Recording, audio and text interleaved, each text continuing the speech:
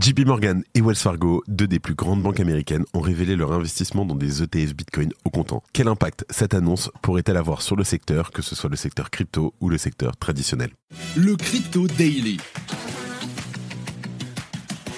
Mon nom est Benjamin Cohen. Et vous êtes bien sur le Crypto Daily. Le podcast qui traite de l'actualité crypto, NFT et métaverse. Dans vos oreilles, chaque jour, du lundi au vendredi. Salut, c'est Benjamin du Crypto Daily et j'espère que vous avez passé un très bon long week-end. Et c'est donc notre actualité principale aujourd'hui. On parlera ensuite de l'initiative sur la blockchain d'un opposant politique russe avant de s'intéresser à la vie tranchée d'un des cofondateurs d'Ethereum sur la SEC. Mais avant tout ça, et comme d'habitude, le coin du marché avec notre partenaire Swissborg. Here comes the money. Here we go. Et comme chaque lundi, on a l'habitude, c'est toujours Florent de Swissborg qu'on est très content d'ailleurs de recevoir. Salut Florent, comment ça va? Je vais très bien, Ben, merci, et toi? Ça monte, ça descend. On a le fameux adage Sell in May, go away. Début mai, c'est arrivé, il y a 13 jours maintenant. Ça dump plutôt fort, ça a même fait un peu peur à certains. C'est remonté, où est-ce qu'on en est, où est-ce qu'on va? Alors, et oui, en fait, on est encore dans un range et encore une semaine sans rien de particulier à noter sur le marché des cryptos. Et quand on examine la capitalisation totale du marché des cryptos, on note qu'en fait, cela fait plus de 2 mois que nous évoluons dans une phase de consolidation. Jusqu'à présent, cette correction d'environ 25% que nous avons eue est saine, conforme au cycle précédent. On voit que Bitcoin reste confiné dans son gros range, entre 60 et 70 000 $, et le sentiment continue de changer à chaque variation de 3% à la hausse ou à la baisse. Donc un jour on est bullish, l'autre jour bearish, et Ben, c'est typique d'un range. Et il est intéressant de noter que pour le moment, Bitcoin manque un petit peu de force. Alors que la semaine dernière, il était en bonne position, autour des 65 000 $. Il est revenu vers les 60 000. Et là, il semble qu'il reprend un peu de force, affaire à suivre. Maintenant, on note aussi que Solana continue de nous montrer de la force et continue de rattraper Ethereum sur de nombreux indicateurs. Notamment, on note que la semaine dernière, Solana a réalisé plus de volume sur ses DEX qu'Ethereum et génère presque autant de revenus MEV qu'Ethereum. Ainsi, Sol se maintient bien, notamment par rapport à la plupart des autres altcoins qui sont sur un trend plutôt latéral, voire baissier à court, voire moyen terme. Maintenant, on note aussi que les domaines de l'intelligence artificielle, la DeepIn et les MEM, ont eu des gros mouvements de prix cette semaine. Render en particulier a été une des cryptos les plus performantes. Maintenant, on retient aussi Ton, le layer 1 de Telegram, qui lui ne voit pas de correction et qui continue de casser ses all-time high. Maintenant, dans les mêmes coins, on note PP, qui nous montre beaucoup de force relative avec un graphique plutôt prometteur en ce moment. Donc comme toujours, ce n'est pas toujours facile de garder son image mentale à plus long terme et ses convictions.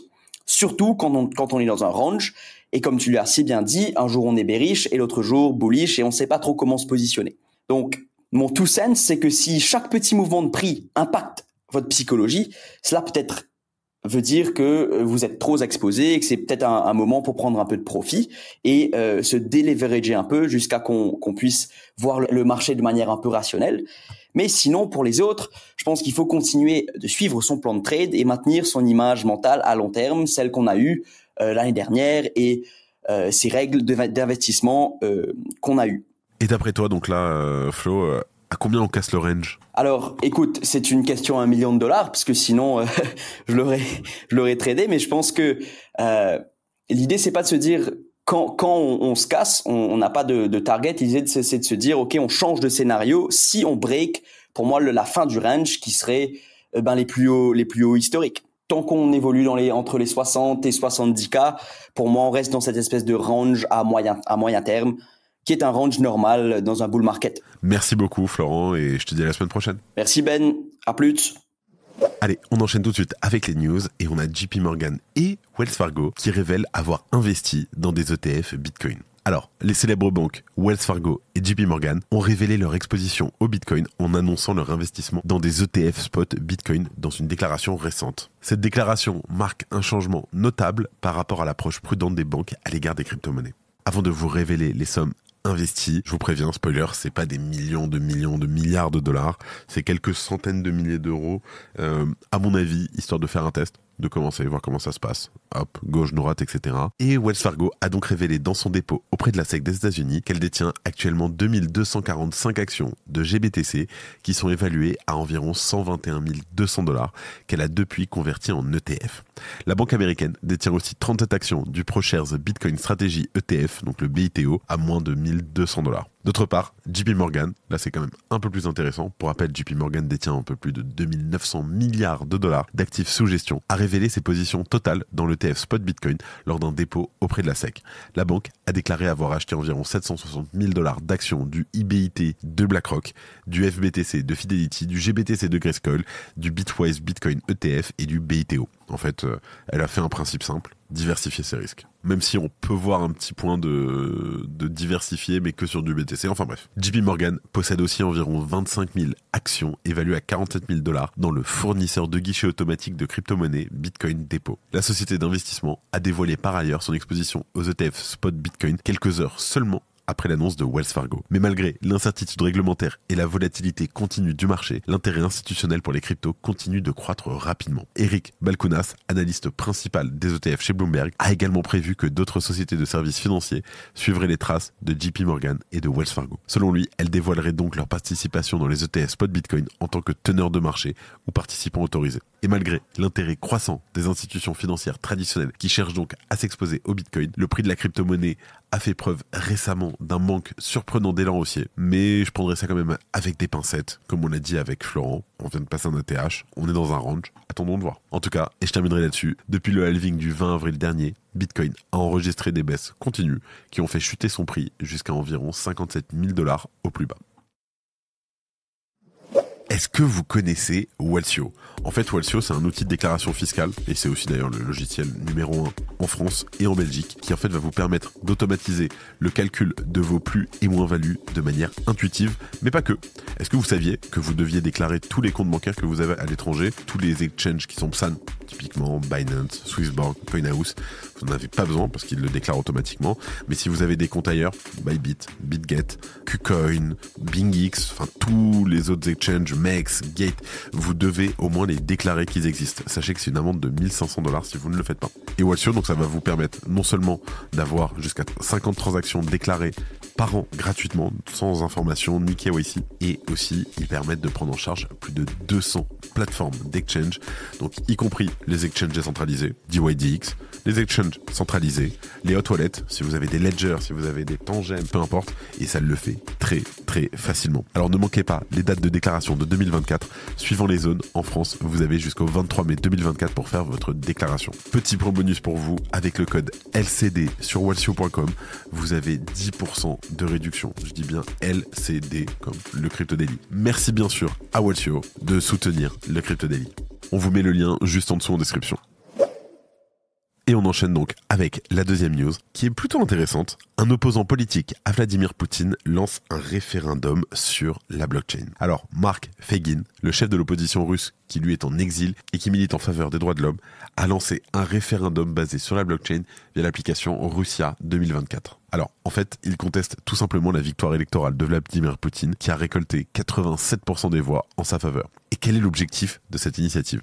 Déjà, c'est d'offrir un moyen sécurisé et surtout anonyme aux citoyens russes de manifester leur mécontentement face aux élections potentiellement truquées du régime en place. Dans les faits, c'est donc l'annonce de l'application Russia 2024 qui a fait grand bruit. Cette application, elle utilise la technologie de la blockchain pour anonymiser les votes des citoyens, les protégeant ainsi contre les représailles du régime russe. Alors l'usage de l'application, en fait, elle est possible grâce à Freedom Tool. C'est un outil qui est développé par Rarimo, qui propose en fait des solutions de vote sécurisées en ligne, fondées sur la cryptographie à connaissance nulle.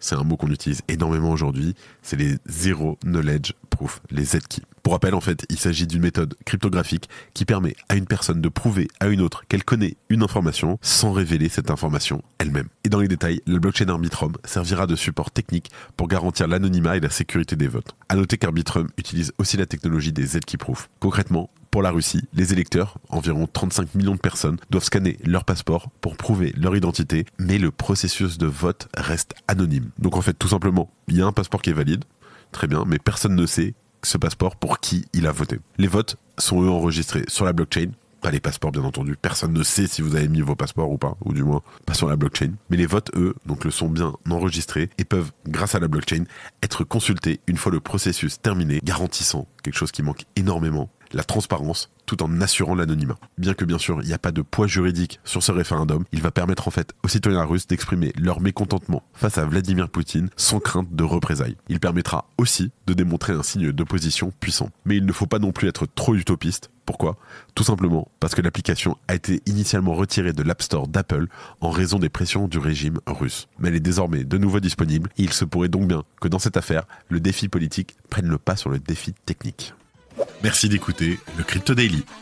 Et enfin, en dernière news, la SEC a-t-elle peur du potentiel des crypto-monnaies ? Alors, ce n'est une surprise pour personne, la SEC des États-Unis est en campagne contre le secteur des crypto-monnaies. Et selon le cofondateur d'Ethereum, Joseph Lubin, il s'agirait de contrôler l'industrie et les flux de capitaux par peur qu'ils échappent aux régulateurs. Pour rappel, donc Joseph Lubin a co-créé Ethereum aux côtés de Vitalik Buterin et d'autres personnes, et il dirige actuellement la société blockchain Consensus, à qui l'on doit notamment le portefeuille MetaMask, mais aussi plein d'autres outils, Infura, etc. Selon lui, les dernières actions de la SEC ne sont pas un hasard. La semaine dernière, on apprenait par exemple que le gendarme financier américain considérait secrètement l'Ether comme une security depuis 1 an au moins. Mais cette information n'a pas été du tout éclaircie auprès de la communauté crypto. Et c'est bien ce point qui est reproché à la SEC par Consensus, Ripple et d'autres acteurs qui ont intenté des actions en justice en retour contre l'institution. Et selon Joseph Lubin, ce flou n'est pas une coïncidence comme il l'expliquait récemment au Digital Asset Summit de Londres. Je cite: Il procède à des actions stratégiques plutôt que d'ouvrir la discussion et d'édicter des règles claires. Comme on en parlait la semaine dernière, les crypto-monnaies sont devenues un enjeu de campagne aux États-Unis, avec d'un côté un corps républicain qui est maintenant fermement pro-crypto, et de l'autre côté les démocrates qui ont quant à eux commencé à marquer fortement la distance depuis l'affaire FTX qui a été mêlée au Parti démocrate. Au-delà de ces considérations, les crypto-monnaies sont en soi une menace pour la SEC, et Joseph Lubin rajoute d'ailleurs, je cite, « Je pense qu'ils ont peur de l'attention et des capitaux qui vont arriver au sein de notre écosystème, étant donné qu'ils s'améliorent considérablement en termes de scalabilité et de facilité d'utilisation. » Cela irait par ailleurs au-delà de la SEC pour englober le système bancaire des États-Unis qui pourrait se retrouver en porte-à-faux face à des cryptos qui continuent de se développer. Et selon lui, la SEC ne veut probablement pas d'une vague d'innovation qui va réellement transformer ce paysage. Quoi qu'il en soit, la SEC ne semble pas encore prête à lâcher le morceau. Cette semaine encore, Gary Gensler a réitéré sa méfiance face à l'industrie crypto, affirmant que celle-ci était saturée d'arnaques et de fraudes. Il n'a par ailleurs pas souhaité commenter le statut d'Ethereum et de son actif Ether, refusant une nouvelle fois de dire s'il s'agit selon lui d'une security ou pas. Et avant de terminer, comme d'habitude, je vous laisse avec Thomas pour les news en bref, et je vous retrouve juste après. Merci Benjamin et bonjour à tous. Et on commence avec un bug qui assurait un rendement exceptionnel sur les DeFi. Un bug majeur sur plusieurs protocoles issus de forks de Gains Network permettait aux traders de réaliser jusqu'à 900% de profit sur leurs transactions. Découvert par Zelic, ce bug affectait la gestion des stop-loss et le calcul du profit. On continue avec une investisseuse hongkongaise victime d'un enlèvement. La police de Hong Kong recherche actuellement 4 hommes impliqués dans l'enlèvement d'une investisseuse crypto de 55 ans. L'histoire serait liée à un litige d'investissement de 1,9 million de dollars. Heureusement, la victime a été libérée 1 heure plus tard sans blessure grave. Bubble Maps est disponible sur Solana. Pour rappel, l'application permet aux utilisateurs de voir les connexions entre les portefeuilles, d'identifier les principaux détenteurs et de suivre les transferts en détail. Coinbase veut influencer les législations crypto. L'organisation à but non lucratif de Coinbase, Stand for Crypto, a lancé un comité d'action politique pour influencer la régulation des crypto-monnaies lors des élections de 2024. Et on termine avec un hacker qui rembourse une victime d'un phishing à 71 millions de dollars. Rappelez-vous, au début du mois, un détenteur de crypto a perdu 1155 WBTC d'une valeur de 71 millions de dollars à cause d'une attaque de phishing. Étonnamment, une semaine plus tard, l'attaquant a retourné la totalité des fonds à la victime. Et voilà, c'est la fin de ce résumé de l'actualité du jour. Évidemment, pensez à vous abonner pour ne pas rater le suivant. Si aussi j'en profite, mais si vous pouviez mettre un petit commentaire si vous écoutez sur Spotify ou sur Apple Podcast, sachez que ça nous aide énormément. Donc voilà, petite 30 secondes, vous swipez vers le haut, 5 étoiles, petit commentaire, si vous avez des retours à nous faire, faites-les nous, mais juste un petit commentaire, ça fait extrêmement plaisir et c'est important pour nous. Je vous rappelle qu'on a un petit lien vers Walsio, dépendamment de où vous êtes situé en France, vous avez jusqu'au 23 mai pour déclarer, ne vous faites pas avoir à payer les 1500 € pour rien, utilisez Walsio, c'est gratuit jusqu'à 50 transactions par an. C'était Benjamin pour le Crypto Daily et moi je vous dis à demain. C'était Benjamin pour le Crypto Daily. Merci et à très vite.